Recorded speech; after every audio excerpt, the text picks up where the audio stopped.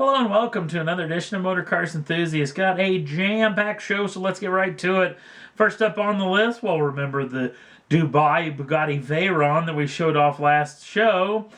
Well, not only us, but a bunch of different automobile Car and Driver, Motor Trend, a bunch of magazines actually got duped on this deal too, as this thing is a fake. This is the particular vehicle. This is Cons Designs Bugatti Veyron that they did some little bit of tuning to. It's the exact same picture, actually flipped, and they covered up the F1 little badge that's on the front of this particular automobile and then made it as such. So for the Dubai, and I'm sure that Dubai is going to get their own Bugatti Veyron. Maybe they're hanging out for a super sport. Pretty interesting indeed. BMW is actually in the news as well.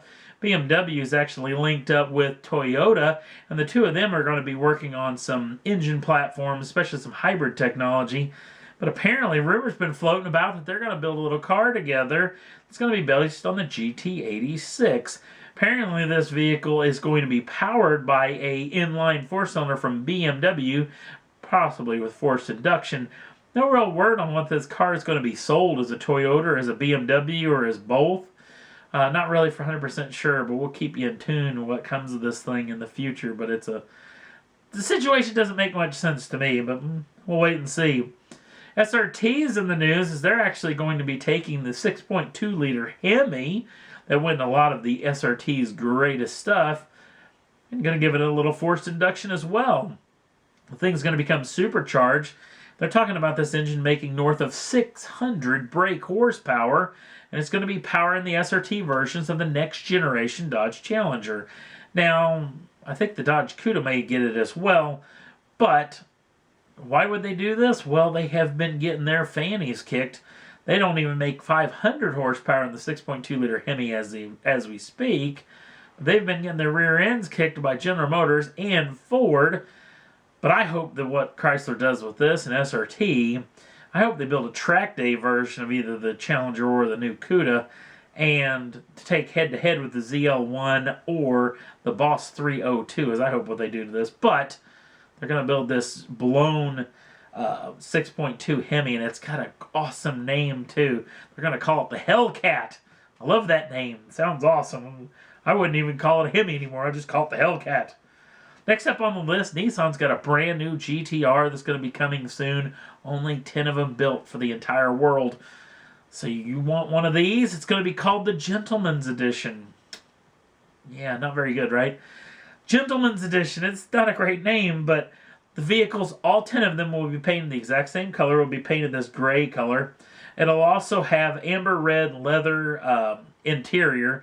Also with all of the stitching is hand sewn, which is pretty slick, and leather wrapped everything. Steering wheel, all the gear controls, the gear lever, the handbrake control, all this stuff is going to be wrapped in leather. And actually, if you pay a little bit extra, they give you a special leather sunglasses case, also a special leather bag that's supposed to go with the automobile. Now, here comes the trick of this deal. Only 10 of them for the entire world, and every one of them are going to be sold in France. Now, we here at Motor Cars have a lot of friends from over that side of the pond, so get over there, get you one of those things. Only 10 of them in the world, come on. You could be a gentleman GTR. Next up on the list, we got confirmed news that Ferrari, not necessarily maybe confirmed, maybe a little leakage coming out that the Ferrari, that didn't sound very nice, did it? Ferrari is actually going to be the 458 Scuderia to the Frankfurt Motor Show, Frankfurt, Germany.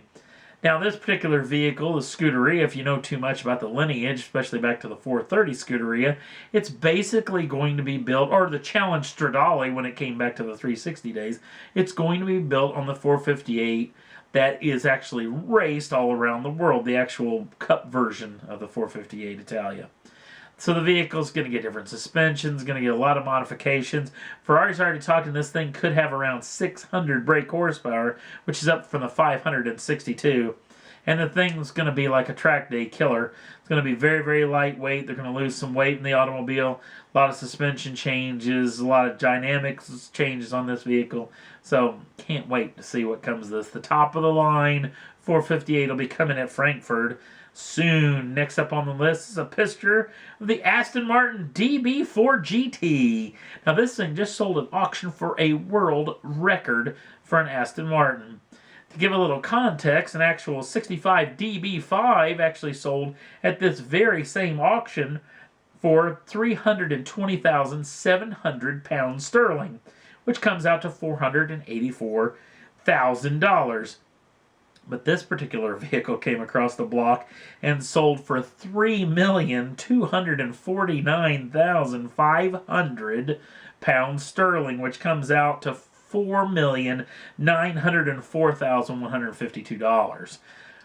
Hugely impressive. This is a pretty cool piece of kit. Maybe this is a little bit more elegant than the next version of the vehicle that we're going to be showing, which is this particular vehicle that sold at auction as well. Actually, very close to the Motor Cars Enthusiast headquarters here. But this particular vehicle, which supposedly is the actual vehicle that was in the movie, Nicolas Cage, Angelina Jolie, the Gone in 60 Seconds. This is Eleanor.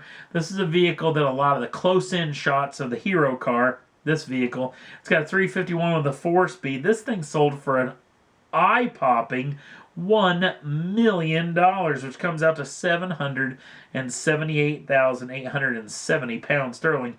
Hugely impressive to me because this is kind of a little bit of a cult type movie. Not a huge blockbuster film, but apparently somebody needed this and needed it bad, and they're apparently at an auction. There was 2 of them, and they really went to town on this thing. Next up on the list, this is a very, very creepy picture of George Michael. Now, most of you probably know who George Michael is. He was a very popular singer back, I think, in the 80s and 90s. I don't think I could name one George Michael song. I know I probably know one if I heard it. But Mr. Michaels here had a little bit of an issue as he crashed his Range Rover just a couple of days ago. This is what's left of his poor Range Rover. But Mr. Michaels wasn't in the automobile at the time of the crash. At 70 miles an hour, he decided that the door wasn't shut quite enough, so he opened it. 70 miles an hour, that's pretty impressive. Well, apparently, maybe this is what I think may have happened, that the door didn't open as far as he was hoping for, so he put some lean into it, fell out of the automobile at 70 miles an hour. Now, Mr. Michaels is okay, a little banged up, a little bit scratched up, worse for the wear. A lady who was following me almost ran over him, which probably could have killed him, tore the heck out of this car, but he will be okay. Weird story, weird story. And that's all there was that I thought was worth talking about for this week's Motor Cars Enthusiast. If you want to jump on over to the Facebook page, got a lot of cool stuff on there, especially a Mercedes-Benz Grand Prix car, the latest edition with Michael Schumacher at the wheel. Does the south and north loop of the Nordschleife loop of the Nürburgring, actually the 24-hour course in that car with a bunch of other high-end Mercedes, SLS race cars and things like that. Also, if you want to subscribe to the channel, you can do so at any time. Get the first dibs on the brand new shows as soon as they're out. Thanks for watching. We'll see you again real soon.